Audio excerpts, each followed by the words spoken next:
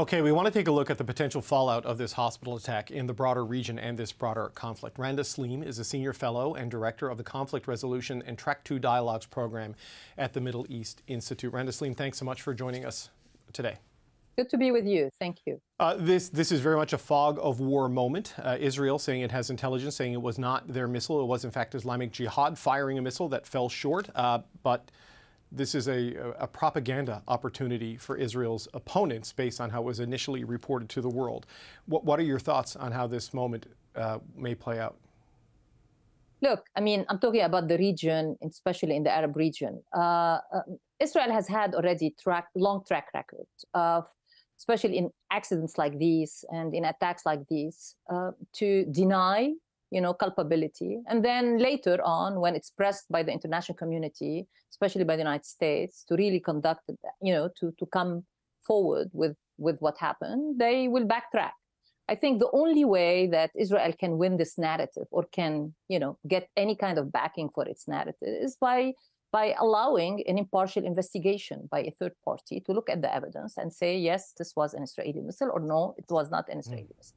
So otherwise, people, especially in the region, are not going to believe what Israel tells them.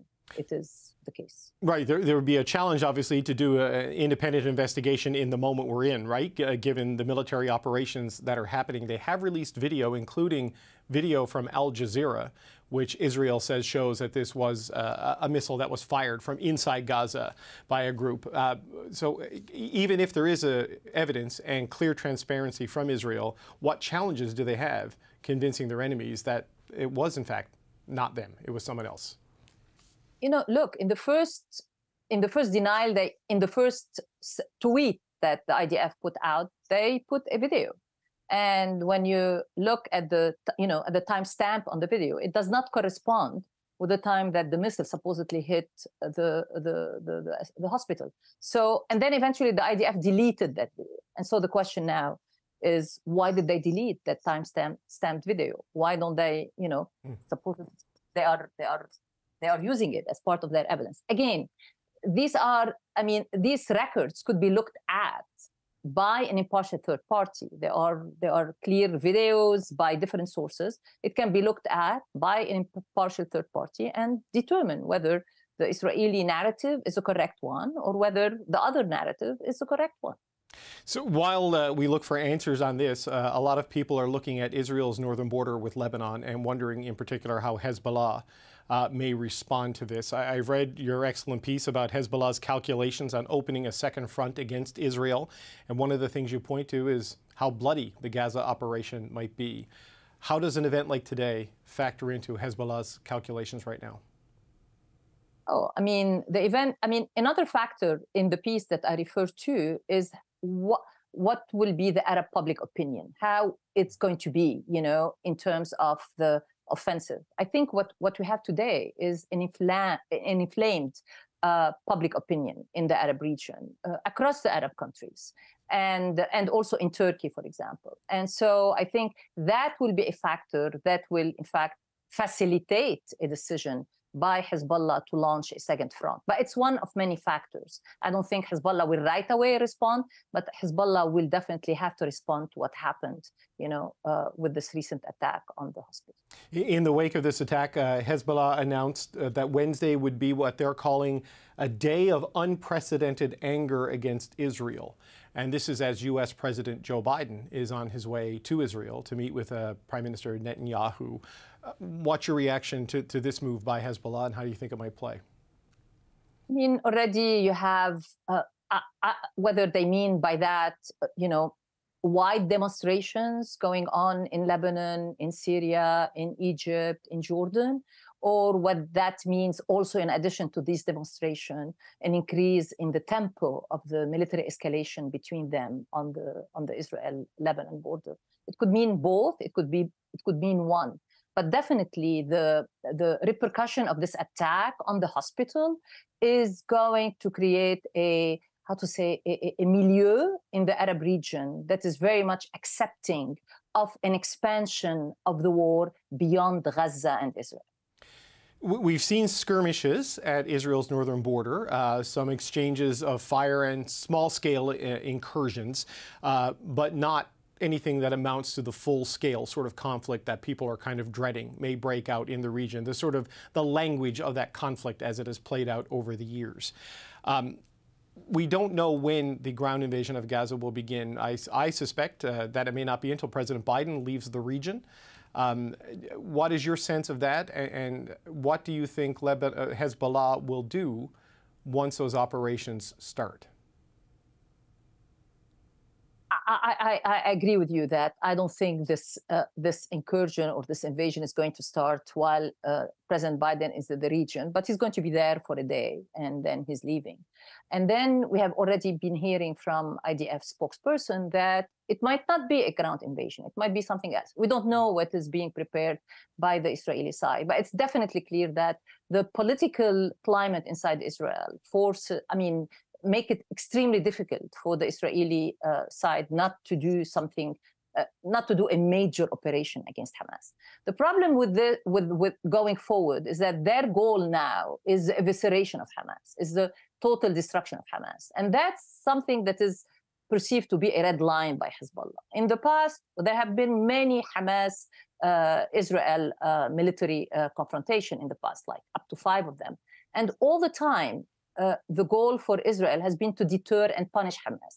Hamas has been a useful tool for Israeli governments, particularly for Mr. Netanyahu himself, to basically make the claim that there is no credible Palestinian negotiating partner to engage with in serious negotiation about a peace process. And so now Hamas can no longer be this useful tool. So this objective of destroying Hamas, eviscerating Hamas, as has been stated numerous times by the Israeli military officials, is a red line for Hezbollah. And that's why I think this time, unlike previous times when there was fighting between Hamas and Israel, and Hezbollah did not intervene, I think this time, because it is crossing Hezbollah's red line, because of the Israeli objective of the operation, I think the likelihood of Hezbollah opening another front in this war is higher than previously. This is the thing that everybody we speak to about this is worried about, and because Hezbollah is arguably, if not categorically, the most powerful non-state military force on Earth, and has precision rockets that can hit any target it wants inside Israel, especially if they are fighting a two-front battle, as it would be. How worried really should we be? I mean, it's higher, but do you think it's likely at this point that should they go into Gaza, it could provoke Hezbollah to go into Israel? It's very hard to tell. All I can say, it's more likely than before. Hezbollah's war room is very small in terms of membership. It's a very opaque organization. It's very hard, but the extreme small circle of decision makers of Hezbollah to know their thinking. I mean, we can, based on their previous speeches, on their statements, speculate about what are the factors that might influence their decision-making. But what is going to be the trigger, to make them shift away from what has been in place between them and Israel since 2006 on the southern, border of Lebanon, which is basically accepted rules of the game between them after the war of 2006, that, there is a mutual regime of deterrence and we'll both live by it. Somebody violates it, then there is a tit-for-tat, limited escalation, then it gets restored via indirect negotiations, thanks to the UN force in the south. Today, we are in uncharted territory. As I said, until now, Israel's objective in Gaza has never been to eviscerate, eradicate, deny Hamas political existence or existence as a political authority. This is an important factor for Hezbollah. Once this has become the objective of the Israeli government, then it is a red line for Hezbollah. And then that's why this is going to be a major factor in intervening. Look at what they have done in helping rescue the Assad regime in Syria. I don't think they are going to do, it's a different thing. They are not here fighting militias like they've done in Syria. They are fighting the mighty Israeli military machine. But still, the red line is a red line for them and for Iran. And I think they are going to act accordingly. So the likelihood is higher. Will they do it? Will they act on it? There are a number of factors which is going to enter in affecting their decision-making calculus. Right. So we have two red lines, right? Hezbollah's red line to see Hamas preserved, and Israel's red line to see them destroyed. And as you said, uncharted territory. So just as a final point, what are you watching for next? I know we have no idea where this is going, but what is the sort of thing you're watching for that could give us a signal of where this might lead? I mean, I would watch on the Golan Heights. If there is an escalation next, it might be on the Syrian front as an intermediate step. So I would watch the Golan Heights. I think this is a place where I'm increasingly watching very closely right now.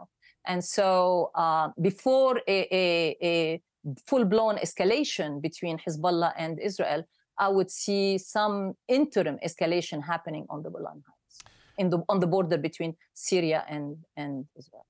Okay. Randa Saleem, thank you so much. We appreciate your insight and your time. That's Randa Saleem. She's a senior fellow and director of the Conflict Resolution and Track 2 Dialogues program at the Middle East Institute. Thank you for joining us today. Thank you very much. Bye.